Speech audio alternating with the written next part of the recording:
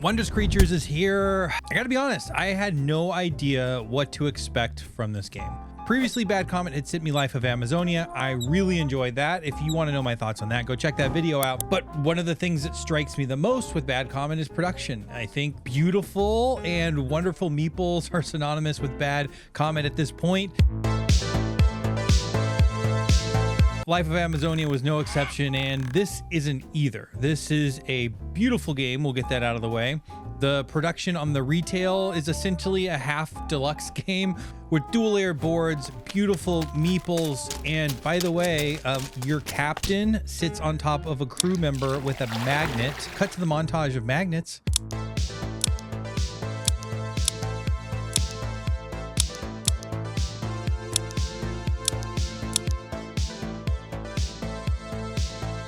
So now that we've gotten that out of the way, the thing that really surprised me is what this game is. I went through my first play and I started, placing my crew members out on what amounts to an island, which activates the actions, or which essentially is resource gathering and collecting cards from the wilderness. Those cards, of course, are the wondrous creatures that you're finding and putting into your reserve, which might be known in other games as a tableau or town. And that's where I started to think this game is a little bit similar to another game that I played quite a bit. It was one of my major gateway games in Everdell. See, this is a worker placement, gathering resources and cards to play those cards into what amounts to a tableau. But with that said, I started to ask myself, is this Everdell reskinned? Or is this something different altogether? And as I went through the checklist, I found, well, that's cooler and that's cooler and that's cooler. And all of a sudden I came out with, yeah, this is somebody obviously really liked Everdell. I don't think it's a stretch to say this was probably influenced by Everdell, but they asked themselves, how do I make it cooler? The setting is you're out on this island, you're an explorer that's ran into this island, and now you see all of these weird creatures with new distinctions and unlike anything else, and you're basically rescuing them. No, I think you're actually like stealing them from the environment. So if this were like a real world theme, it'd probably be, would be pretty not so cool, but good thing. Games, we can work with fantasy and collecting these animals into our reserve. I'm going to pretend right now it's for their own good, not to be turned into a zoo. Regardless, worker placement, place your worker, gather resource, get cards, play cards, and do all the Everdell-y things. However, I'm going to go through in this video 3 major categories as to why this game is doing Everdell, but cooler. All right, so the first thing is worker placement. The goal of the worker placement is much the same of Everdell, get stuff. However, the way that this game does it, I think is really interesting and adds to a varied experience and a lot more interesting decision space in my mind, just with the act of placing your crew member. If you'll notice, all of these crew members here are long. They don't fit on any of those hexes. So when you place it, it actually spans 2 hexes. And the placement rules are you can only be on this dirt area. I don't even know what it's called, but you can only be on the dirt area unless you pay an extra resource to be on the green mountains, which actually looks like grass to me now that I'm looking at it. So you get the idea. That is the constraint you're working with. However, when you place that, all of the terrain that's around it, that is a particular symbol that connects to specific resources, is activated. When it's activated, you have a choice. You can select the resource and go up on your beautiful dual layered board, or you go and pick a card that has the matching symbol in the wilderness row. That adds to quite the decision. Having that flexibility maybe makes it feel a little less constraining than something like Everdell, but there's still plenty of competition for those spots. And one of the reasons those spots are competed for are this extra little symbol that you're going to find on many of these hexes. That symbol can be activated with a net. So imagine you're sitting next to this thing and you have a net and you go and activate the thing, or get the thing, because you can activate the thing. And, we won't really go through those symbols. Just know it's like good stuff throughout the game, things you want to do already. So if you have these nets, this little resource, you can do more stuff. But there's also eggs. Eggs are spread out in the beginning of the game all throughout the map or the island. You're replenishing them naturally. But those eggs are important because if you place your meeple on top of it, you get it and it gets slotted in your board. You get an immediate effect and you can use that egg for something cool later, which we'll talk about. So it feels good first and foremost getting the eggs and putting them into your board and getting that extra benefit. It's points, resources, extra cards, so on and so forth. There's plenty of these eggs that are off in these like water spots that you actually can't place your crew member on. So the only way to get it are those nets. You get these nets every time you recharge your workers, which we'll go over a little bit later, but you also get them through some of the cards effects as you play cards down into your reserve. So no longer are you just racing for that particular spot. You're trying to do the math and figure out what resources do I need to play the cards in my hand. Maybe there's a real juicy card sitting there in the wilderness that's going to work really great for my strategy. Can I kill two birds with one stone where I'm putting it in an opportune place that's activating everything I need? And then on top of that, there's the whole net thing. If you have nets, like what else can I get done? So just the act of placing your worker feels cooler. Because it feels like you're just getting more done. There's more opportunities to get more done if you place in the right spot. The other way that this kind of placement mechanism is cooler in my mind is the mechanism around discovery tiles. If you score a certain number of points, it will trigger you getting to choose a discovery tile out on the board, and you get to place those out in the lake spaces that are otherwise uninhabitable. You can't go on them. They might have had eggs floating in them. Why the eggs float, I don't know. Does an egg float? Let me look that up.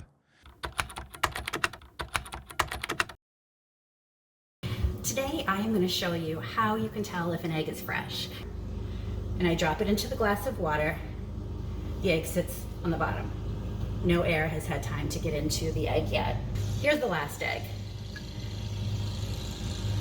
That's a floater. Now that we figured that out, you're placing more hexes that are technically making the spots, depending on how you place your crew, more and more powerful. So that board, as you go through the game and as more of these discovery tiles are put out, is getting more and more powerful. So then there becomes more competition for those juicier spots that are now activating 3 hexes instead of 2. So the other action you can take, very similar to the aforementioned Everdell, is to play a card. Very much like Everdell, you pay the resources that you've been collecting with your worker placement to play said card.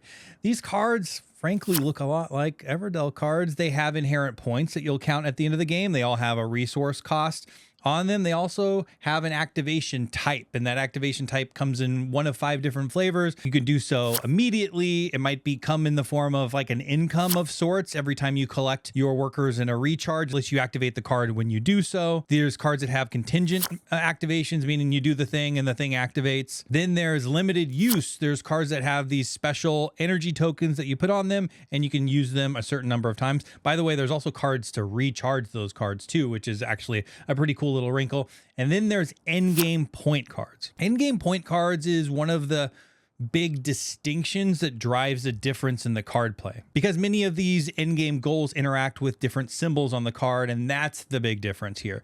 Each of these cards has at least one terrain type and at least one animal type symbol, and it has you play a set collection game essentially. Like, there is some of that aspect in Everdell and some of the goals that you're trying to achieve, and they're based upon kind of those timing icons. But here there's a lot more icons and combinations that you will end up trying to collect based upon the end game goals that you've put out. On top of that, there's achievements that are shared that you can claim at any time as another action. You take the marker off your board, put it on it, claim it, you get the points at the end of the game. By the way, that also feels good because when you take the marker off your board, you actually get more stuff. These symbols also interact with other cards. We'd mentioned the eggs in a second use. This also nests with those cards because all of those eggs have symbols that are related to the card symbols. Why is that important? Because these achievements ask for a certain number of each of the symbols, and maybe you're 1 or 2 short, but you have 1 or 2 of those eggs. You hatch the eggs, you just flip them on over, and you count them as if you had that symbol played in your reserve. There's also cards that interact with these eggs and being able to flip them back, or scoring points based upon the number of eggs you have. Those extra kind of components of symbols and eggs really are a distinction and difference from Everdell. And I know Everdell has more stuff going on, especially once you start to add in all of the different modules and expansions, but we're not going to get into that. This is just kind of base game versus base game. I think that's the fair comparison here. But either way, I just find that the The added set collection component and scoring really adds to a different dynamic when playing cards into your Tableau or reserve. That is the other distinction. Tableau, or the town in Everdell, is a 3x5 grid. You can only go over that if you have really special cards to help you do so, or, you know, husband and wife pair, you know, all of that stuff. Here you play as many cards as you want. So you're not stuck to the 15 cards. If you're more efficient than your opponent, you're just playing card after card after card. And mind you, you can play 2 cards per action. So that is a totally different dynamic and feel than Everdell. Everdell feels very constrained, which by the way is good. I'm not saying that this is a bad thing. It's a very finite puzzle and you're trying to be as efficient as possible with those 15 cards. You're constantly doing the math on, oh, should I play this card or wait for this card or go get this card? The cards that you have there are really important. Here, you're just feverishly playing stuff. There's things that combo off of each other. There's cards that allow you to play other cards. It's much more free flowing. I guess freedom is kind of a through line that goes through this entire game, where it just feels like you are more free to do more fun stuff. And that's good. Speaking of restraints, nested to what I had mentioned, what is now 2 other times, the recharge action. Every time you run out of your crew or workers, you get your workers back. You move an hourglass down a timing track. That'll trigger you to get some nets yourself, also refresh the market. But that's not technically an end-game trigger. The end-game trigger is that those middle achievements I had mentioned, there's little trophies that are out on the board. There's a finite number of them. And once they're gone, the game ends. So if people aren't completing trophies, the game could technically go on and on and on. Once you get to the end of that timing track, those trophies will start to deplete. But regardless, there's a lot more freedom just to play and do more stuff. There's not the finite number of seasons that, you know, you prepare for the season, you get your new worker, and then, you know, you basically have a set number of turns in that game. That's not going to go up and down. Here, you don't really know. And even if there's a lot of trophies out on the board, I've found that somebody could be kind of hanging back and might be really close to completing a bunch of them. And then through a fury of turns, just complete. And now all of a sudden the trophies are gone, or the vast majority of them are gone. And the game that you thought you had much more time for all of a sudden is going to end. That abrupt ending, could be good, it could be bad. A game that I was just talking about with somebody on Harmonies, I don't like the abrupt ending of the game. I don't find it so much of a problem here. I think the upside in freedom to do what you want and play everything you want and get all of these card combos and be as efficient as possible and be able to see that you played way more cards than your opponent because you were more efficient is just cooler. Another thing that's cooler, which is technically available in expansions from Everdell, are asymmetric powers per player. You have a captain, and that captain, like I said, is a little magnet that sits on top of your crew. Your special ability stays locked until you achieve your first achievement. And once you do, that particular crew member that has your captain on top of it is now a supercharged worker, where it now has a special ability when placed. It's a nice little addition. I wouldn't say it's completely game changing. I wouldn't say it really changes the way you play. I guess it sort of does. There's no extra rules overhead. It's essentially like having a card that does something extra for you every single time. So mind you, I think Everdell is a really good game. It's a game that had me fall in love with this hobby, so I'm always going to have a special place in my heart for it. I think it would be really easy to write it off as just Everdell reimagined, because there's so many similarities. I think between all of the extra stuff, the eggs, the extra synergies around scoring and the set collection aspects in the cards, and most importantly, the worker placement is just so much more interesting to me. I think this has a place in your collection if you already have Everdell and you love it, especially if you love it. If it's like your type of game, you need to play this game. If you've outgrown Everdell, and is this Everdell Plus? I don't think so. I think it's a really similar weight. And for me, a game connoisseur, I'm always looking for that extra stimulation. I really enjoyed this game. I really like it. It's going to stay in my collection. And with all that said, if you like this content and you want to see more stuff like this and you want this channel to thrive, I could really use your help. Go check out my YouTube membership to the Cardboard Club. And a big shout out to Raycath all the way from Germany. Thank you so much for being the latest member of the Cardboard Club. I really appreciate you. Regardless though, if you've made it this far, I appreciate you too. That is huge. Thumb up, maybe a comment or two. That always helps the algorithm. With all that said, have a great week.